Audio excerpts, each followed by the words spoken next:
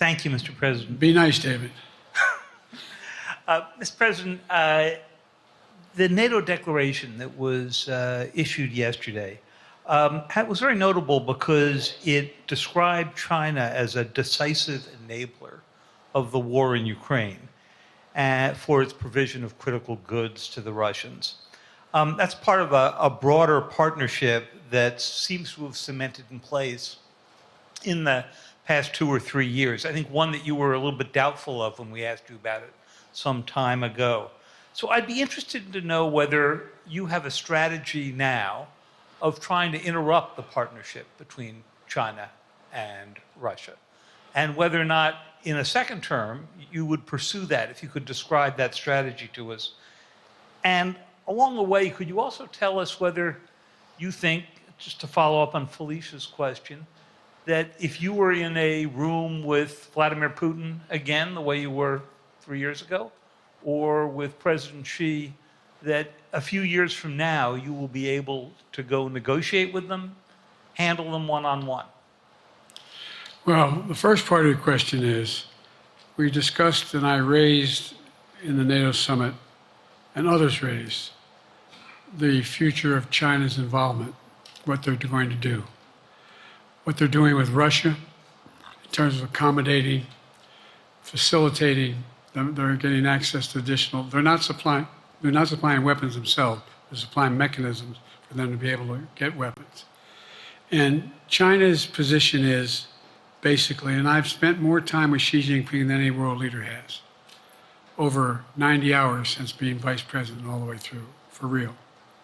And by the way, I handed all my notes. But my point is that Xi believes that China is a large enough market that they can entice any country, including European countries, to invest there in return for commitments from Europe to do A, B, C, or D, or not to do certain things.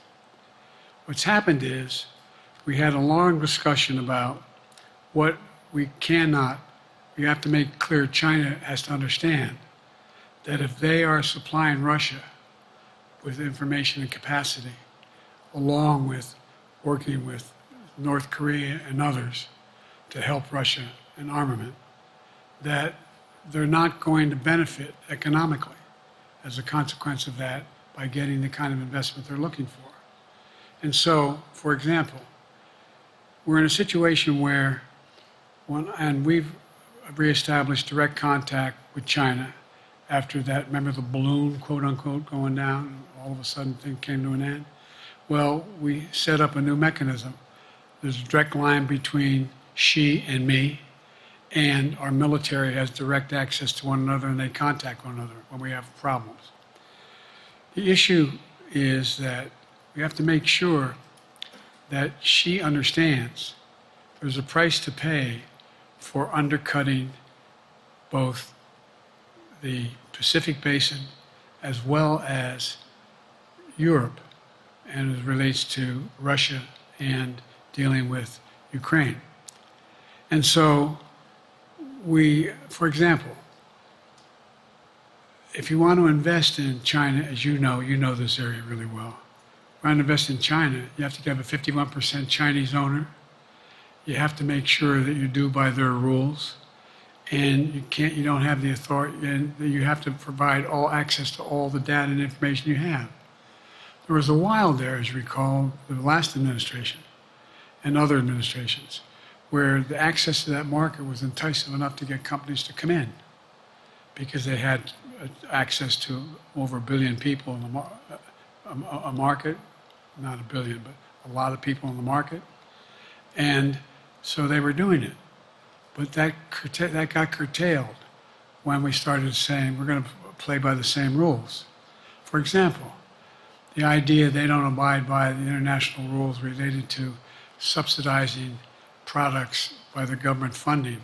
So guess what? They're not going to be able to export their electric vehicles to the United States without a significant tariff. Others are doing the same thing around the world. But it is a concern. It is a concern that you have both China North Korea, Russia, Iran, countries that are not necessarily coordinated in the past, looking to figure out how they can have impact. Interrupt that impact? Yes, I do, but I'm not prepared to talk about the detail of it in public. And I think you'll see that some of our European friends are going to be curtailing their investment in Russia. In China, as long as China continues to have this indirect help to Russia in terms of being able to help their economy as well as help them in as a consequence of that their ability to fight in Ukraine. The other thing that we talked a lot about is that, and I raised it, and I didn't hear any. I can't swear that everyone agreed because not everyone got to talk about it, but we need a new industrial policy in the West. For example, we talked about how both the EU as well as NATO has to be able to begin to build their own munition capacity, has to be able to generate their own capacity to provide for weapons and the ability to, it came as a surprise to some of us how we had fallen behind in the West in terms of the ability to construct new material, new weaponry, new everything from vehicles to weapon systems.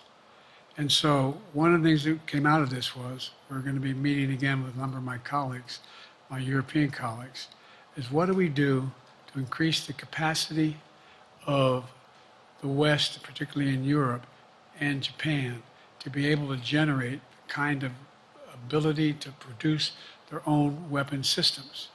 Not just for themselves, but to be able to generate that.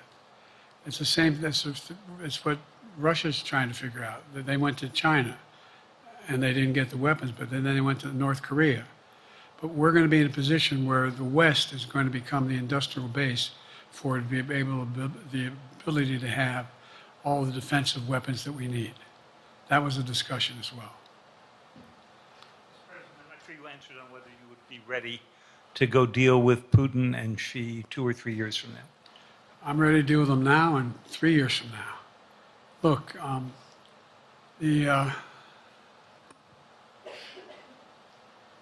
like I said, I'm dealing with Xi right now and direct contact with him. I have no good reason to talk to Putin right now. There's not much that he is prepared to do in terms of accommodating any change in his behavior. But there isn't any world leader I'm not prepared to deal with. But I understand the generic point is Putin ready to talk? I'm not ready to talk to Putin unless Putin's ready to change his behavior. And the idea, look, Putin's got a problem. First of all, in this war that he is supposedly have won, and by the way, I think, don't hold me to the exact number, but I think that Russia had 17.3% of Ukraine that they've conquered. Now it's 17.4. I mean, in terms of percentage of territory. They've not been very successful. They've caused horrible damage, loss of life, but they've also lost over 350,000 troops, military, killed or wounded. They have over 1 million people, particularly young people with technical capability, leaving Russia because they see no future there. They've got a problem. But what they do have control of is they are very good at controlling and running the public outcry that relates to how they use mechanisms to communicate with people. They lie like hell through the constituencies. They lie like hell about what's going on. And so the idea that we're going to be able to fundamentally change Russia in the near term is not likely. But one thing for certain, if we allow Russia to succeed in Ukraine, they're not stopping in Ukraine. I recommend, I know you know this because you've written about it, read Putin's speech after they moved in, what it was all about in Kyiv. It wasn't about just, anyway, read what his objective is. And anyway, but so I think that I'm prepared to talk to any leader who wants to talk, including if Putin called me and wanted to talk. Last time I talked to Putin was trying to get him to work on an arms control agreement related to nuclear weapons in space. That didn't go very far. So my point is, I'm prepared to talk to anybody, but I don't see any inclination. There is an inclination on the part of the Chinese to keep in contact with me, because they're not sure where this all goes. And look what's happened in Asia. We have strengthened the Asian Pacific area more than anyone else has. We just put together with, today I brought on, I asked our NATO allies that we bring on the group from the South Pacific, Australia, New Zealand, Japan, Australia. I already mentioned Australia. And I met twice now, I think, with the 14 leaders of the Pacific Island nations. And we've slowed down what's going on there. We've slowed down China's reach. But there's a lot of work to do. This is a moving target, and I don't take it lightly.